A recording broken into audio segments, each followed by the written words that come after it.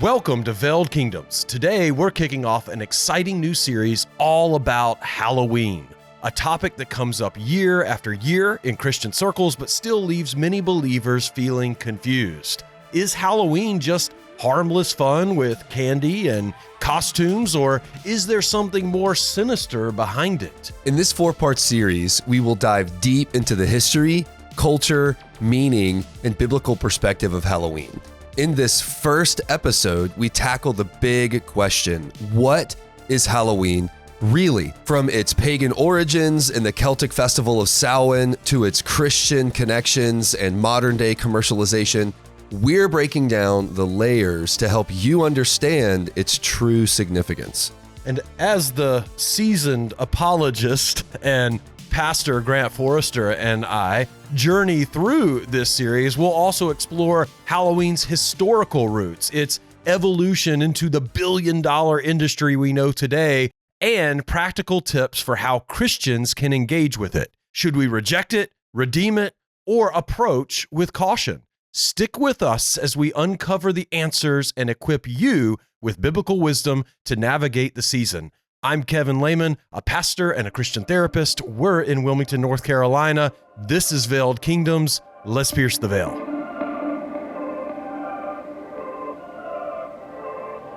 Today, we're diving into something that seems to come up year after year in Christian circles, but still, there's a lot of confusion around it.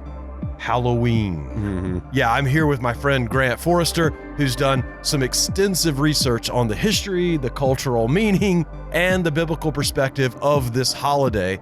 Glad you're here, Grant. Glad to be here, Kevin. This topic is one of those that just never seems to die, pun intended. Yeah. And I think it's important to get to the root of what Halloween really is, not just culturally, but also spiritually and theologically as well. Exactly. Yes. For Right. sure. Yeah. It's one of those things where on the one hand, you've got people dressing up as superheroes, right, and handing out candy, but then there's the whole darker side of the holiday with the witches and the ghosts and all the imagery that clearly taps into the occult, right? And so I think that Christians are often caught in the tension of, is this just harmless fun, or is there something more sinister going on here? Yeah, and that's exactly the tension that I think we need to address. Is it just a cultural holiday that we can participate in without concern, or is there something more spiritual or even sinister underneath the surface? Or is this a Christian holiday, which might sound funny to people? Is this a Christian holiday that our culture and many Christians today don't understand? That, I think, is what we're going to unpack here, yes. Right? In this 4-part series. So before we dive into all the history and the theology, let's give everyone a bit of an overview of where we're going in this series. Right. So today is really about setting the stage. In this first episode, we'll be discussing the key question: what is Halloween really? We'll also talk a bit about why it matters that Christians understand its origins and whether or not those origins should impact how we interact with it today. Then, in the second episode, we're going to dive into the historical roots of Halloween. We'll look at how Samhain, the ancient Celtic festival that many say is the origin of Halloween, and how the church has interacted with these traditions over the centuries. Spoiler alert, it's not as straightforward as many may think that it is. The third episode will cover the modern evolution of Halloween. So how did a pagan festival and Catholic observance turn into a billion-dollar industry in America? And what does that say about the culture we live in today? And finally, in the fourth episode, we'll get into the practical side. What should Christians do with Halloween today? Should we reject it outright, redeem it, or just engage with caution? We'll also tackle some of the more controversial elements like costumes, haunted houses, and horror movies. Sounds like a packed series to me, brother. And if you're watching this right now, we're not here to just give you easy answers, right? Our goal is to equip you with the right questions and the theological framework, and that's important to navigate this topic wisely. But let's zoom in on today's episode. What is Halloween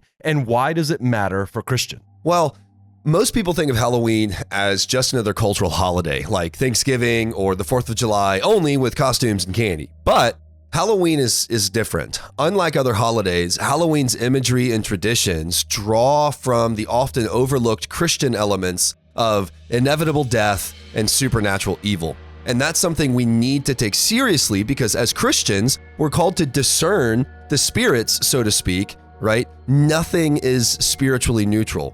One of the key things I've argued on this topic before is that Halloween at its core is an intersection of the sacred and the profane, so to speak. It's a time when the veil between the physical and spiritual worlds is believed to be thinner, and this is believed to be deeply rooted in the pagan festival of Samhain, where people believe that spirits, both good and evil, could more easily interact with the living. Now, while most people today aren't thinking about ghosts and spirits when they put on a Spider-Man costume, right? Or Darth Vader. Yeah, or Darth Vader. But the believed historical roots of the holiday can't be ignored. Yeah, I think that's a really important point. We might not consciously be thinking about the spiritual elements, but the holiday's origins are still part of its DNA, where these origins are pagan or Christian. So how should we, as Christians, engage with that? Is it enough just to say, well, I'm not celebrating the pagan stuff, I'm just going to have fun? I feel like I hear that a lot. Yeah. That's one of the key questions. And the answer isn't necessarily a simple yes or no. We have to go back to what Paul writes in 1 Corinthians 8 and 10. Okay. Now this is on the passage for idols, where he addresses eating food sacrificed to these. And so the principle he lays out is that idols are conduits for demonic spirits. Insert our previous playlist on that.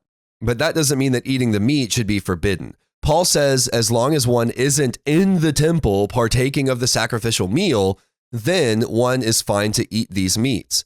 There's a spiritual reality we have to acknowledge, even if the cultural practices seem innocent on the surface. Yeah, and this is where I think Christians often get caught off guard.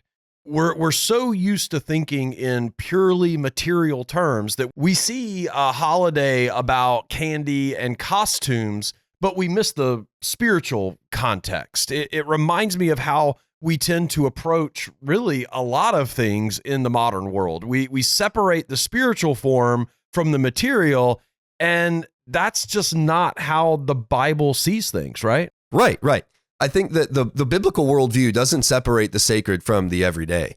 Everything that we do, everything that we participate in has spiritual significance. And I don't think people think of that very often. And so that doesn't mean that we have to go around being paranoid about every little thing, but it does mean that we need to be wise. And that's really what I hope to accomplish with this series, okay? Helping Christians think more deeply about Halloween, not just react to it. Yeah, that's so good, man.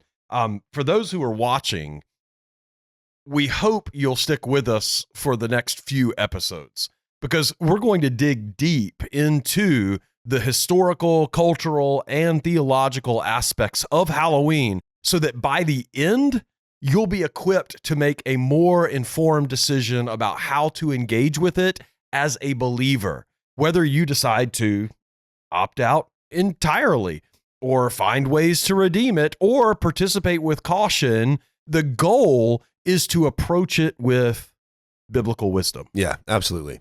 And I want to encourage everyone to approach this with an open mind.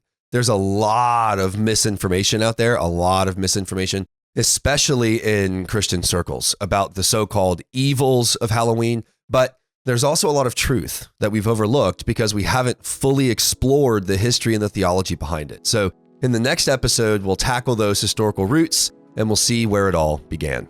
All right. You have heard from the Grandmaster here. I don't know what to call you, but does that work? Okay. Anyway, we're not going to go. We'll never call you that again. Your friendly neighborhood apologist. Yes, there we go. Be sure to like, subscribe, and hit that notification bell so that you don't miss the next episode. And if you've got questions or thoughts on Halloween, drop them in the comments below. We'll be addressing some of those in the future episodes. That's all we've got for today. Grant, thank you so much for being with us. Absolutely. It was a pleasure, brother. Thank you all for listening, and God bless.